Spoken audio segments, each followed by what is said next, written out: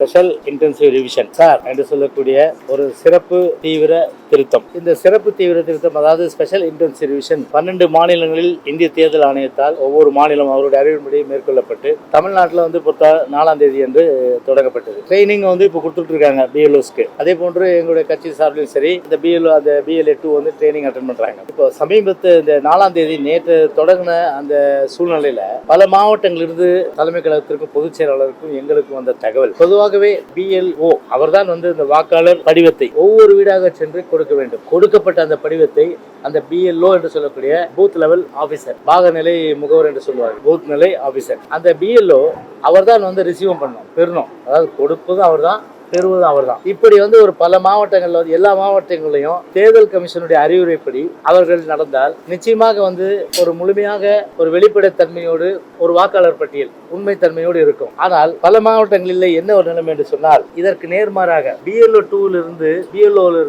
BLA 2 என்று சொல்லக்கூடிய சில கட்சிகள், குறிப்பாக ஆளும் தரப்புன்னு வச்சுங்களேன், அந்த கட்சிகள் BLO மிரட்டி எங்க கிட்ட கொடுங்க ஃபார்ம படிவத்தை, நாங்க தான் கொடுப்போம், அது மட்டும் இல்லை நீங்க கொடுத்த படிவத்தை நாங்க வாங்குவோம், அது பிறகு உங்ககிட்ட கொடுப்பேன்னா இது எந்த விதத்துல நியாயம்? தயவுசெய்து நீங்க சிந்திச்சு பாருங்க. கொஞ்சம் கூட நியாயம் இல்லை. உதாரணத்துக்கு இப்போ நான் இப்போ எல்லோருக்கும் அறிமுகமானவன், அதே போல இங்க இருக்கும் எல்லோருமே அறிமுகம் பாலா எல்லாமே அறிமுகமானவன். எங்க ஓட்டு யாரும் எடுக்க முடியாது. ஆனா ஒரு அறிமுகம் இல்லாத ஒரு ஏழையோ இல்லை நடுத்தர வர்க்கமோ, ஒரு சமூகத்தில் ஒடுக்கப்பட்ட மக்கள், அவர்கள் போய் ஃபார்மை இவங்க BLO அவர் வேலை செஞ்சால் ஒழுங்காக செய்ய முடியும். அவர் மாறாக பல்காக இந்த ஃபார்மை ஒரு 50 படிவத்தை ஒரு BLA 2 ஒரு ஆளுங்கட்சோ இல்லைன்னா அவங்க தரப்பில் இருக்கிறவங்க கொடுத்தா அவங்க என்ன பண்ணுவாங்க?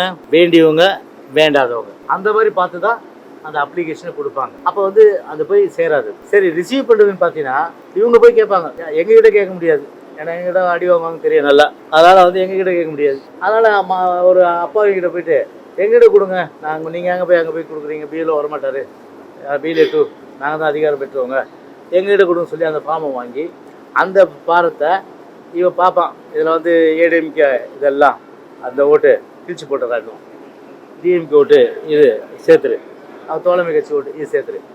அது எப்படி ஒரு சரியாக வரும்? அதுதான் இன்றைக்கி ஒரு CEO இன்றைக்கி அவங்க டெப்டி சீஃப் எலெக்ஷன் கமிஷனர் இன்றைக்கி இன்ஸ்பெக்ஷன் போயிருக்காங்க. அவங்களுடைய இன்ஸ்பெக்ஷனில் CEOவை பார்த்து இன்றைக்கி பொதுச் செயலாளர் அவருடைய கையெழுத்திட்ட ஒரு புகார் மனுவும் இன்றைக்கி கொடுத்துருக்குறோம். ஸோ மேல் நடவடிக்கை எடுப்பதை அவர் உறுதி எடுத்திருக்காங்க.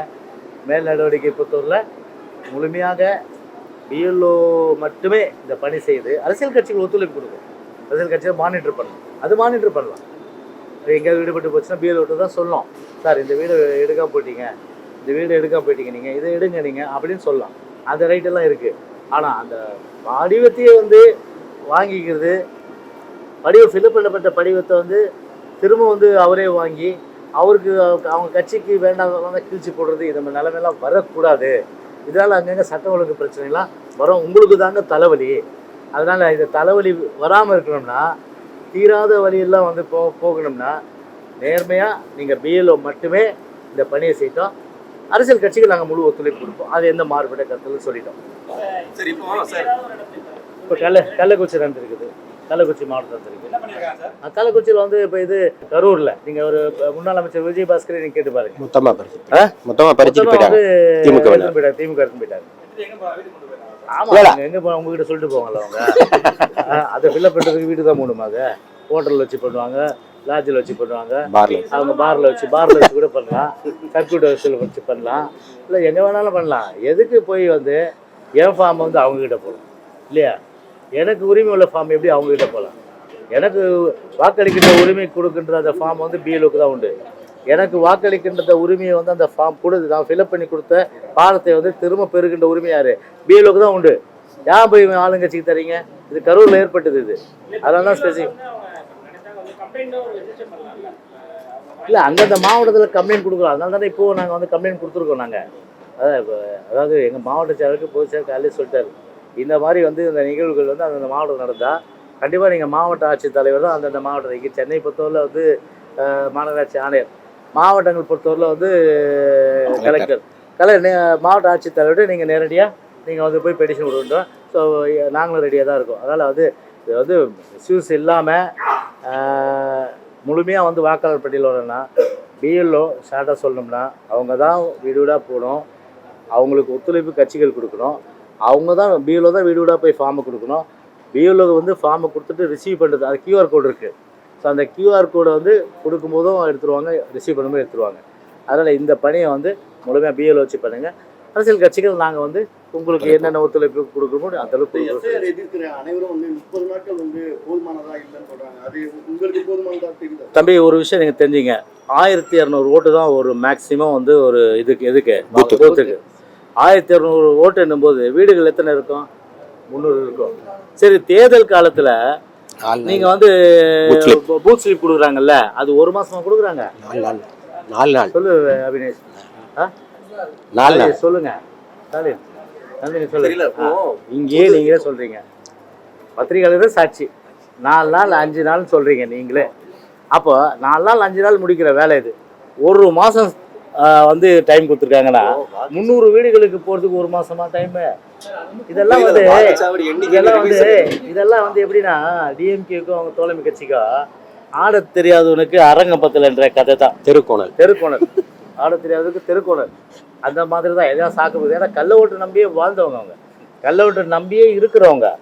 அதனால தான் என் மேலே கேஸ் போட்டாங்க. அவங்க 22 நாள் உள்ளே வச்சாங்க. கள்ள ஓட்டு போட்டு பிடிச்சோன்னே ஒரு பாட சொத்து ஒரு சோறு பார்த்தாங்கன்னா அதுதான் இறந்தவங்க நம்புறதும், விலாசம் இல்லாத நம்புறதும், அதுக்கப்புறம் வந்து மாயாவிகள் இவங்கெல்லாம் நம்புறது தான் வந்து திமுக வேலை.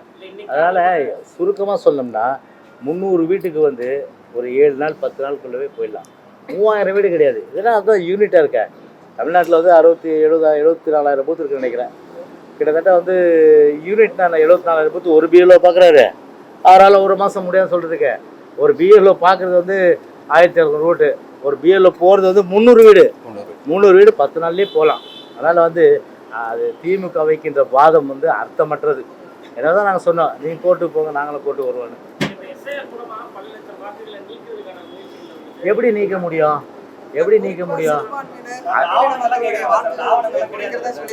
ஏங்க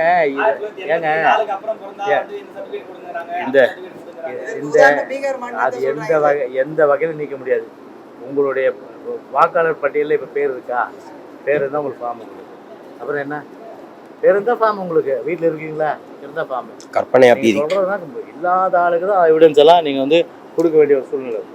அதாவது வீணான கற்பனை, தேவையில்லாத கற்பனை, அதுபோல் தமிழ்நாட்டில் நடக்கிறதுக்கு வாய்ப்பு இல்லை. அதிமுகவும் விடாது.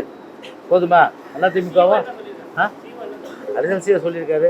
கண்டிப்பாக இதை நாங்கள் வந்து டெல்லிக்கு நாங்கள் வந்து அனுப்புகிறோம். கண்டிப்பாக வந்து இது ஒரு நல்ல யோசனை தான் அது. ஏன்னா வந்து நான் சொன்னேன், இது தேவையில்லாத சட்ட ஒழுங்கு பிரச்சனை வரும், லோக்கல்லையும் வரும், உங்களுக்கும் தலைவலி. அதனால் இது வந்து யாருக்கும் வேணாம், எங்ககிட்டையும் கொடுக்க வேணாம். திமுக கொடுக்காது, தோழமை கட்சி கொடுக்காது, எந்த பொலிட்டிக்கல் பார்ட்டி யாருக்கும் கொடுக்காதீங்க. நம்ம பிஎல்ஓ சைட்டும் நாங்கள் வேணால் ஒத்துழைப்பு கூட போகிறோம். அவங்களுக்கு என்னென்ன ஒத்துழைப்பு தேவை அதெல்லாம் கொடுக்குறோன்னு சொல்லியிருக்கோம். மீண்டும் திமுக யாரு மீண்டும் ஒரு தம்பி ஒரு கட்சி ஆரம்பிக்கிறாங்கன்னா அந்த கட்சிக்கு எப்போதுமே அந்த தலைவர் வந்து ஒரு தனித்தன்மையோடு இருக்கிறன்னு தான் யாராக இருந்தாலும் வருவாங்க. நீங்கள் ஆரம்பித்தா கூட அப்படி தான் இதுதானே, நீங்கள் எல்லாம் ஆரம்பித்தா கூட சேர்ந்து ஆரம்பித்தா கூட அப்படி தான். ஆனால் உங்கள் கட்சியினுடைய ஒரு தனித்தன்மை இருக்கிற அடிப்படையில் ஒரு அறிவிப்பு வந்து கொடுக்குறாங்க, எங்கள் தலைமையில் தான் கூட்டணி. ஓகே வச்சுங்க, நாங்கள் சொல்கிறோம் எங்கள் தலைமையில் தான் கூட்டணி. சரிதானே? அவங்க கருத்து அவங்க, எங்கள் கருத்து எங்கள். ஓகே, அது பின்ன அது அவங்க கருத்து, மக்கள் தானே தீர்மானிக்கணும் அது. ஓகே.